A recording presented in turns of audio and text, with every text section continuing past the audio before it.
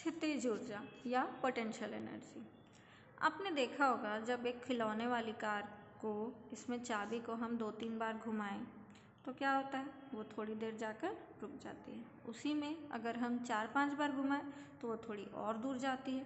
इसी प्रकार आप जितना ज़्यादा चाबी घुमाएंगे वो उतनी ज़्यादा दूर जाएगी और जितना कम चाबी घुमाएंगे वो उतनी कम दूर जाएगी। उसी प्रकार यहाँ पे चित्र में दिखाया गए अनुसार अगर हम किसी स्प्रिंग को, दीवार से लगी स्प्रिंग को गेंद रखकर उसे दबाते हैं तो स्प्रिंग संकुचित हो जाती है और जैसे ही आप अपना हाथ स्प्रिंग से हटाते हैं तो गेंद दूर जाकर गिरती है। इसमें भी एक क्रिया हो रही है। वैसे ही चित्र क्रमांक 13 में दिखाए गए अनुसार गुलेल को जब हम खींचते हैं और फिर छोड़ते हैं तो गुलेल में रखा हुआ पत्थर बहुत दूर तक आगे जाता है। ऐसा ही कुछ स्प्रिंग तुला में भी होता है। वजन लटकाने पर तुला खिंच जाती है और छोड़ने पर वापस आ जाती है। तो इससे हम निष्कर्ष निकाल सकते हैं कि किसी वस्तु पर किए गए कार्य के कारण उसमें ऊर्जा संचित होती है। यह संचित ऊर्जा वस्तु की स्थितिज ऊर्जा कहलाती है। जैसे हमने खिलौने में चाबी भरा तो हमने उसमें ऊर्जा भर दी और फिर जब हमें ज़रूरत थी तो वह उपयोग की गई। उसी प्रकार जब हमने गुलेल को पीछे खींचा तो उसमें ऊर्जा भरा और फिर गुलेल को छोड़ने से उसकी ऊर्जा ने कार्य किया। अर्थात प्रत्येक वस्तु में अपनी स्थिति के कारण जो ऊर्जा होती है उसे ही हम स्थितिज ऊर्जा कहते हैं। यह ऊर्जा अन्य रूप में भी रूपांतरित होकर वस्तु को कार्य करने के सक्षम बनाती है। जब आप स्प्रिंग पर गेंद रखते हैं और दबाते हैं तो स्प्रिंग की स्थिति में परिवर्तन होता है, तो इसे हम कह सकते हैं कि ऊर्जा में स्थितिज ऊर्जा के रूप में संचित रहती है और वह गतिज ऊर्जा में परिवर्तित होकर स्प्रिंग की गेंद को दूर तक गति देने में सक्षम बनाती है। तो इससे हम स्थितिज ऊर्जा को समझ सकते हैं। एक गुरुत्वीय स्थितिज ऊर्जा, यह स्थितिज ऊर्जा का ही एक प्रकार है।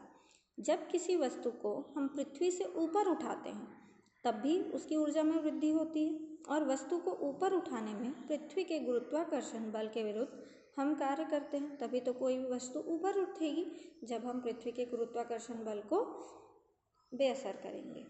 तो वस्तु को निश्चित ऊंचाई तक उठाने में किया गया कार्य उसकी स्थितिज ऊर्जा के रूप में संचित रहता है। गुरुत्वाकर्षण बल के विरुद्ध किए गए कार्य के कारण वस्तु में संचित ऊर्जा को गुरुत्वीय स्थितिज ऊर्जा कहते हैं। यहाँ देखते हैं चित्र के अनुसार यदि m द्रव्यमान की एक वस्तु को ऊपर उठाने के लिए बल की आवश्यकता है तो इसके लिए न्यूनतम बल वस्तु के भार m × g मतलब उनका मास और गुरुत्वाकर्षण बल के गुणनफल के बराबर होगा। उठाई गई वस्तु में उस पर किए गए कार्य के बराबर ऊर्जा की वृद्धि होगी। अब मान लें कि वस्तु को h ऊंचाई तक उठाने के लिए उस पर गुरुत्वीय बल के विरुद्ध किया गया कार्य W है, तब W = बल गुणा विस्थापन होगा। बल कितना लग रहा है mg और विस्थापन हो रहा है h ऊंचाई, तो W बराबर हो जाएगा mgh। क्योंकि वस्तु पर किया गया कार्य mgh है इसीलिए यही क्या होगी, वस्तु की स्थितिज ऊर्जा।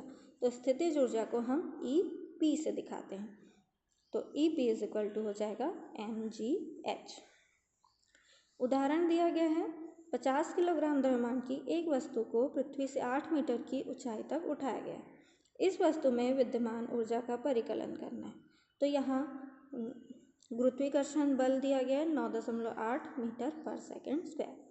यहाँ आपको वस्तु का द्रव्यमान दिया है 50 किलोग्राम, वस्तु के विस्थापन की ऊंचाई दी गई है 8 मीटर। हमारे पास फॉर्मूला है mgh, इसमें आप रखेंगे और पोटेंशियल एनर्जी निकाल लेंगे। स्थितिज ऊर्जा के फॉर्मूले में रखा गया है mgh और स्थितिज ऊर्जा का मान निकला 3920 जूल। वस्तु की स्थितिज ऊर्जा भूमि तल या आपके द्वारा चुने गए किसी भी शून्य तल पर निर्भर करती है। किसी वस्तु के लिए एक तल के सापेक्ष स्थितिज ऊर्जा का मान किसी दूसरे तल के सापेक्ष स्थितिज ऊर्जा के मान में फर्क हो सकता है। वैसे ही यहाँ पे एक दूसरा उदाहरण देखते हैं। 5 किलोग्राम द्रव्यमान की वस्तु पृथ्वी से एक निश्चित ऊंचाई पर स्थित है। यदि वस्तु की स्थितिज ऊर्जा 400 जूल है तो वस्तु की पृथ्वी के सापेक्ष ऊंचाई ज्ञात करना है। यहाँ पे हमको ऊंचाई नहीं मालूम है, वस्तु का द्रव्यमान, स्थितिज ऊर्जा और गुरुत्वीय त्वरण हमें पता है। इसे हम फॉर्मूले में रखेंगे, EP = mgh और यहाँ से h का मान निकाल लेंगे जो हमारा आया 8.16 मीटर। अब एक प्रश्न आपको दिया गया है, कुछ प्रश्न आपको दिए गए हैं, उन्हें आपको बनाना है। यांत्रिक ऊर्जा संरक्षण का नियम। इसे समझने के लिए हम देखते हैं इस प्रकार चित्र क्रमांक 17 में दिया गया है।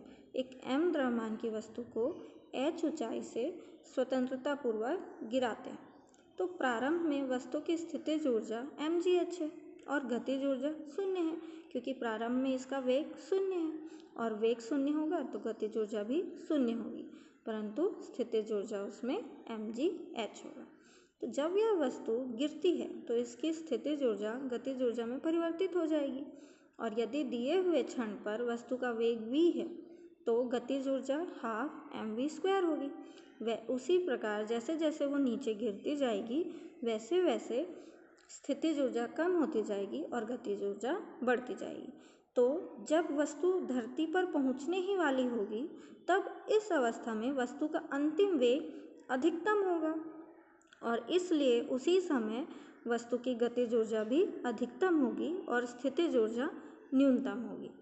तो इससे हम जानते हैं कि सभी बिंदुओं पर वस्तु की स्थितिज ऊर्जा तथा गतिज ऊर्जा का योग हमेशा समान रहेगा। मतलब जैसे जैसे गतिज ऊर्जा कम होगी जैसे जैसे स्थितिज ऊर्जा कम होगी वैसे वैसे गतिज ऊर्जा बढ़ती जाएगी। तो इससे हम कह सकते हैं कि स्थितिज ऊर्जा प्लस गतिज ऊर्जा हमेशा नियत होती है। मतलब गतिज ऊर्जा या किसी भी ऊर्जा में परिवर्तन हो रहा है, बस उसका ह्रास या ऊर्जा का बनना या नहीं हो रहा है, सिर्फ ऊर्जा एक अवस्था से दूसरी अवस्था में परिवर्तित हो रही है। या फिर इसे अगर सूत्र रूप में देखें तो mgh + 12 mv² = नियत। किसी वस्तु की गतिज ऊर्जा तथा स्थितिज ऊर्जा का योग उसकी कुल यांत्रिक ऊर्जा है, अर्थात इन दोनों के योग को ही हम यांत्रिक ऊर्जा कहते हैं। तो किसी पिंड के मुक्त रूप से गिरते समय इसके पथ में किसी भी बिंदु पर स्थितिज ऊर्जा में जितनी कमी होगी गतिज ऊर्जा में उतनी ही वृद्धि होगी। ऐसे बहुत से उदाहरण और अवलोकन के आधार पर हम इसको समझ सकते हैं। इससे हमें पता चलता है कि ऊर्जा ना ही नष्ट किया जा सकता है और ना ही उत्पन्न किया जा सकता है, यह केवल एक रूप से दूसरे रूप में परिवर्तित होती है। अर्थात ब्रह्मांड की कुल ऊर्जा हमेशा नियत रहती है। यही ऊर्जा संरक्षण का नियम है। इसे निम्न दिए गए क्रियाकलाप द्वारा आप समझ सकते हैं। कोई पिंड लीजिए जो 30 किलोग्राम का हो, इसे 5 मीटर की ऊंचाई से मुक्त रूप से गिराइए तो और फिर आप इसके स्थितिज ऊर्जा गतिज ऊर्जा की गणना करें तथा इस सारणी को भरें। आप देखेंगे कि स्थितिज ऊर्जा और गतिज ऊर्जा का जो योग है वो हमेशा बराबर आएगा।